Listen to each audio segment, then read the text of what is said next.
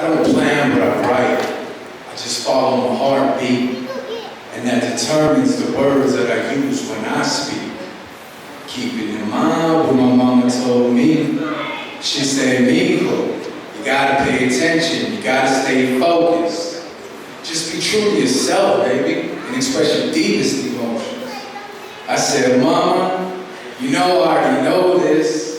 I just need a second while I roll this. See my words? I broke them up, rolled them up. Now I'm about to smoke this. And you know I'm gonna burn it down till it hits my fingertips. Inhale deep and hold it. Exhale with ferociousness. My heart and soul to you, I speak of this. With no fear of your judgments or what you might think of this. Because you're about to hear some of my weaknesses. But when I speak of this, it's with pure passion and confidence. A little bit of Spanish, but mostly English. They're both colonized languages anyways.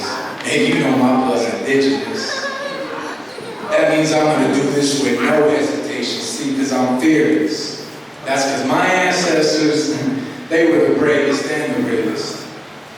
And this ain't my first performance, I've been doing this. My mother's womb, 1982, be my first appearance. Starring me, a fatherless infant, full of innocence. Smiles and tears of joy as I made my first entrance. I took my first breath of life and I screamed so everybody can hear this. And while you're listening, remember this. I can't spell or even read that well. And that's something I can admit. Some call me a bastard child and an illiterate son of a bitch. But hey man, my mom's did her best. She was young, broke with 2 kids. And just because I can't spell toilet well, that don't mean I can't use it.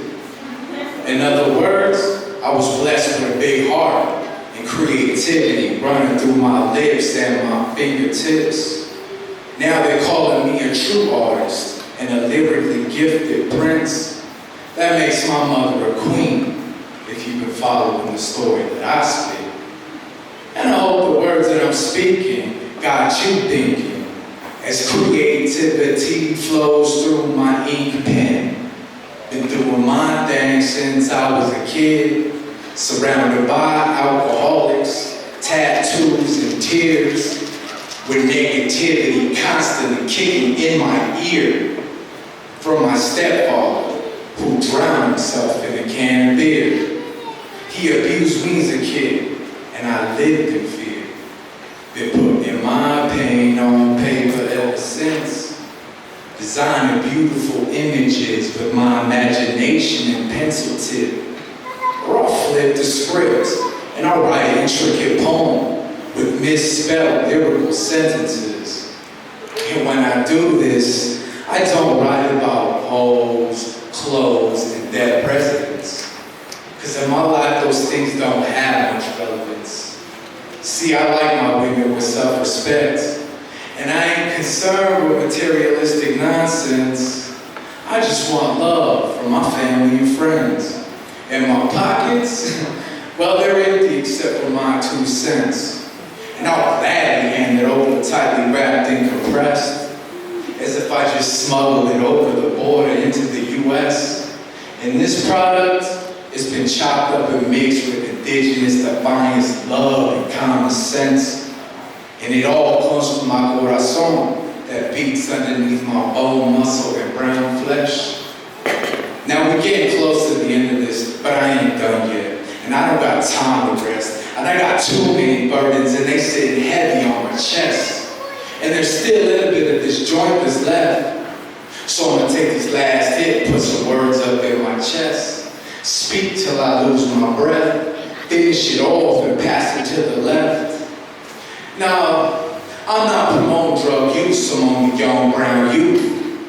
I'm just telling them how I deal with my stress. So when it's rolled up and you standing at the left, stay in school, pass it up, because I can't even pass a drug test. With that said, back to my story, I'm about to finish the rest. I'm gonna speak about my biological father. Man, he didn't even bother, and that bothered me. People would tell me, man, you really look like him. And I'm like, how can that be? To me, this man was a disgrace. But as I got older and mature, there were thoughts I learned to embrace. Not to point my finger, because there's always three more pointed back in my face. And not to have an opinion about others' decisions until I put myself in their place. Y nosotros tenemos solo un padre y madre, and they can't be replaced. So, I loved and embraced the fact I was given a handsome face. My father came from a third world, a beautiful country, but a poor and violent place. Guerrilla warfare and revolution, it was relentless with no rest. The colonized indigenous Catholics, they prayed, but they weren't blessed. Murdered by their own government with the help of the U.S. My father was looking for a better life, so he packed his things and hopped the fence. A young man fresh in the U.S., pero no hablaba inglés. He soon fell in love, and the two commenced to having sex. Gave birth to a baby girl, his first little princess. Now problems started piling up, and the stress got too intense. Not to mention the fact his wife had a second positive pregnancy test. So for the second time in this amigo's life, he packed his things and hopped the fence. Didn't think twice about the two kids the Almighty Creator had blessed him with. Makes me wonder about my father and his priority list. Where did I stand? Did I even exist? But my mama, she stepped up. Mama handled the biz. Daddy fell back, Daddy disappeared. Daddy got a new wife and brand new kids. I guess I found out where I stood on his list. I stand tall like a man should.